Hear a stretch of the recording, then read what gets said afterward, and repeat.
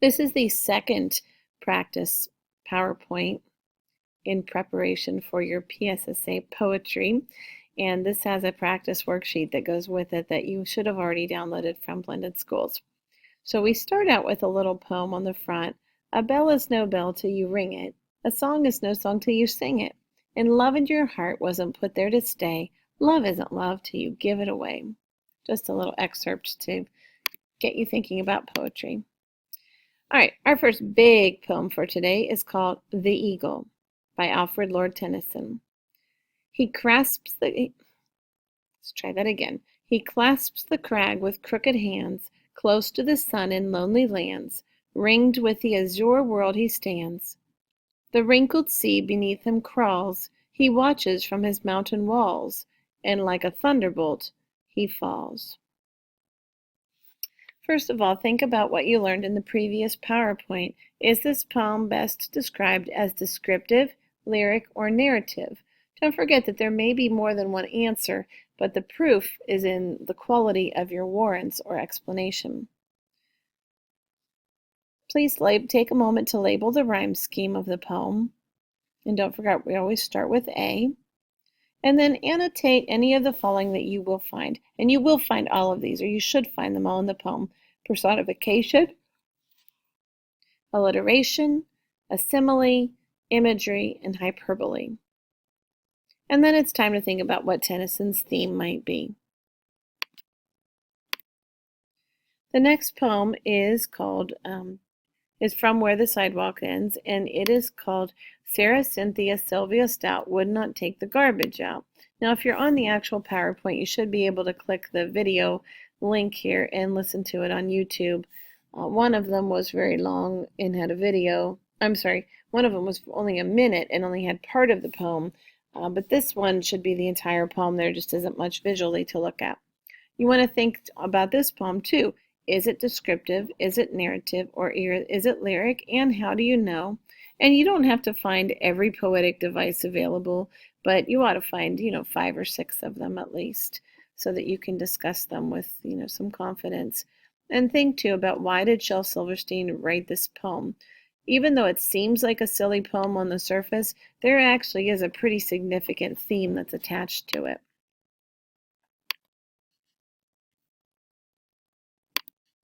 Our next poem is by Robert William Service.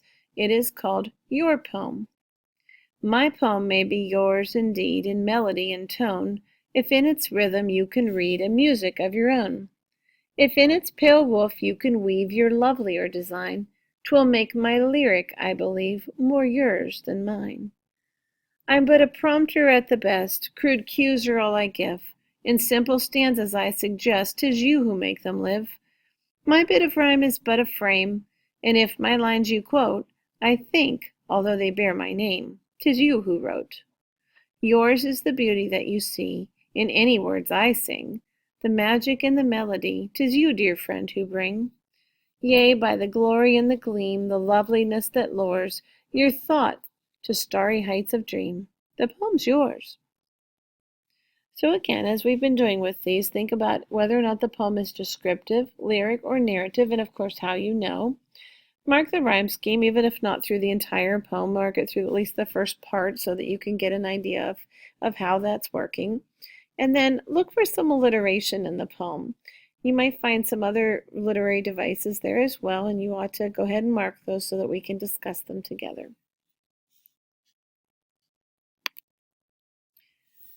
Now the Harlem Nights song, there are a couple videos on these, and you can go, I don't know if they'll work in this, but they'll, certainly if you go back to the original PowerPoint that's on Blended Schools, you'll be able to watch the video links.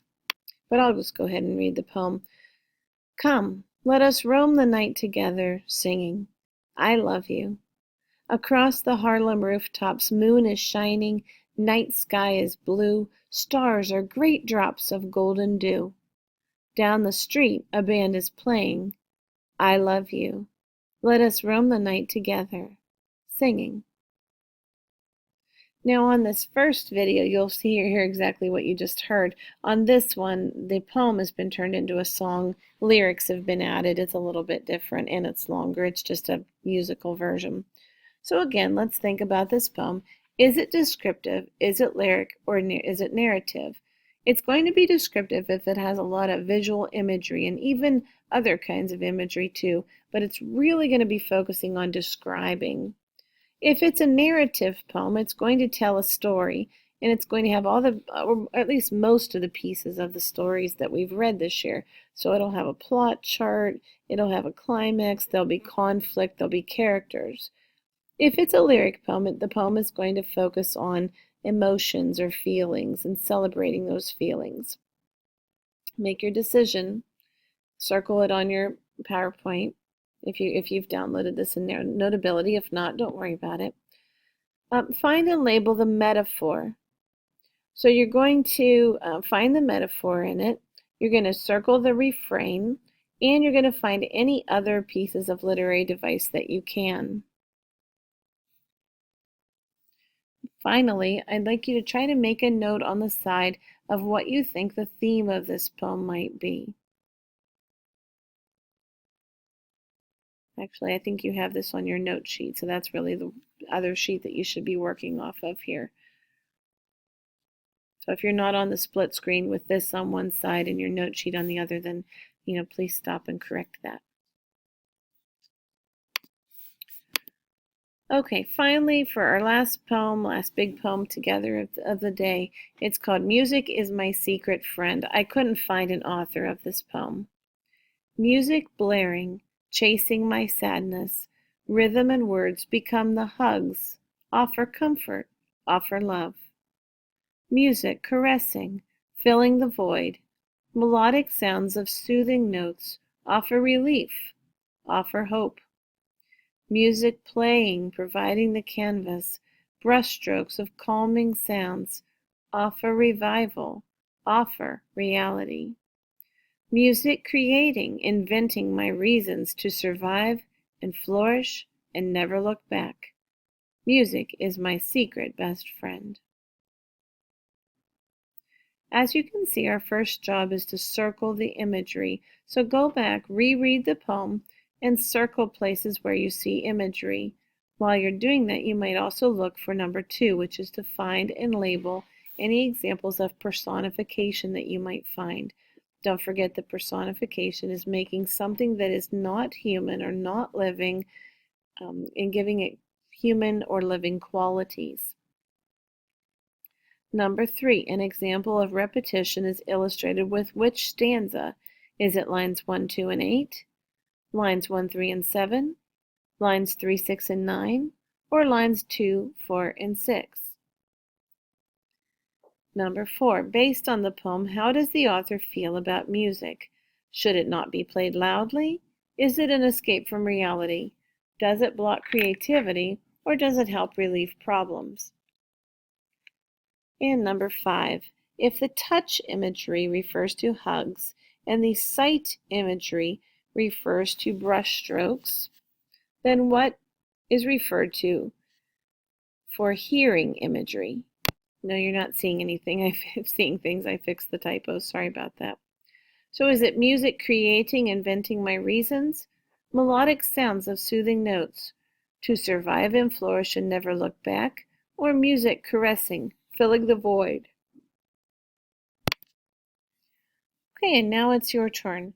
So I'm going to ask you over the next week to choose one of the next couple of poems and to write an explication of it. If you recall, an explication is your analysis, your explanation of a poem based on the fact that you followed the 4 steps that we've been talking about. Don't forget that step 1 was to visualize the poem. Step 2 is to really examine the literary devices of a poem. Step 3 is to be able to paraphrase the poem so that we know that you know what you're talking about.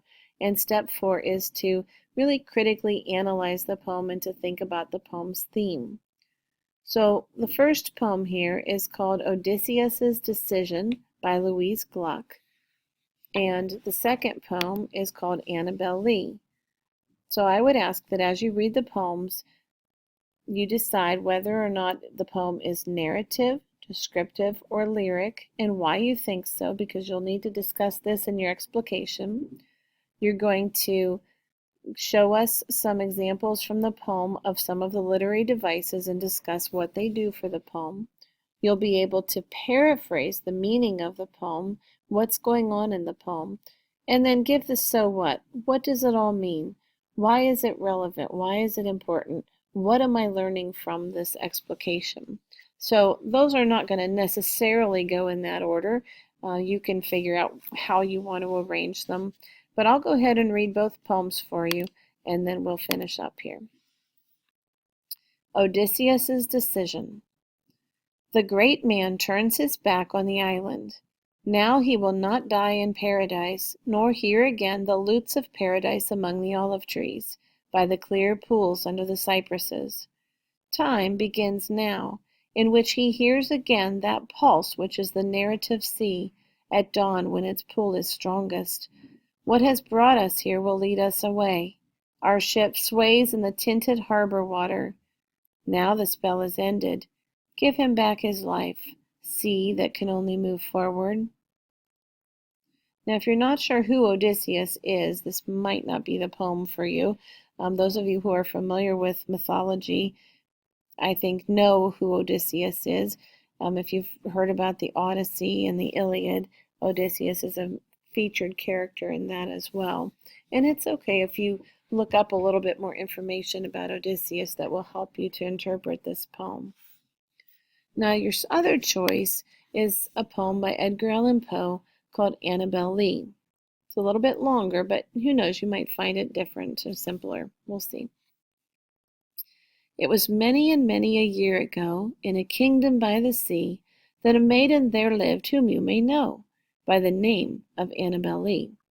And this maiden she lived with no other thought than to love and be loved by me.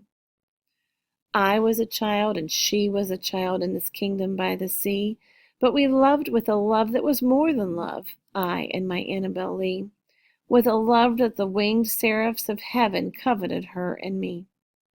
And this was the reason that, long ago in this kingdom by the sea, a wind blew out of a cloud, chilling my beautiful Annabel Lee, so that her high-born kinsman came and bore her away from me, to shut her up in a sepulchre in this kingdom by the sea.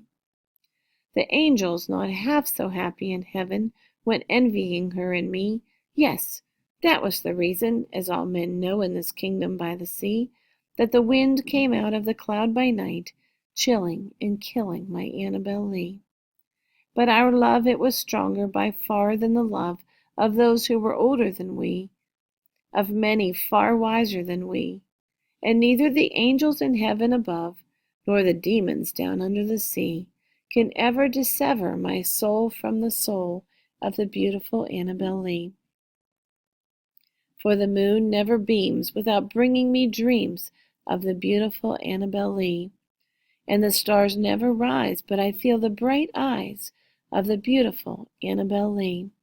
And so, all the night tide, I lie down by the side of my darling, my life and my bride, in her sepulchre there by the sea, in her tomb by the sounding sea.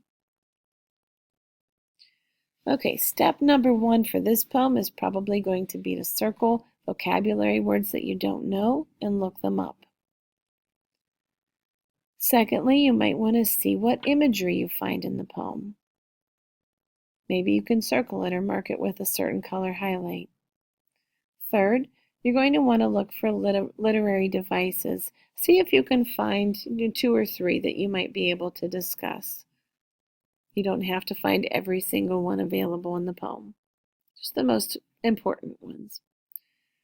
Finally, you want to paraphrase and analyze the poem. And that's easier said than done, but it's something that I hope that you'll take a little bit of time to do, whether you're choosing the Odysseus poem or the Annabel Lee poem. I'm not expecting great miracles here. What I'm expecting to see you do is to simply try. Try to take one of these poems and do your best on it. Now, there may be a third option in the works for those of you who really feel that neither of these poems really speaks to you. So make sure that, try to do one of these 2, But if you just are really struggling and you really can't, then come and talk to me.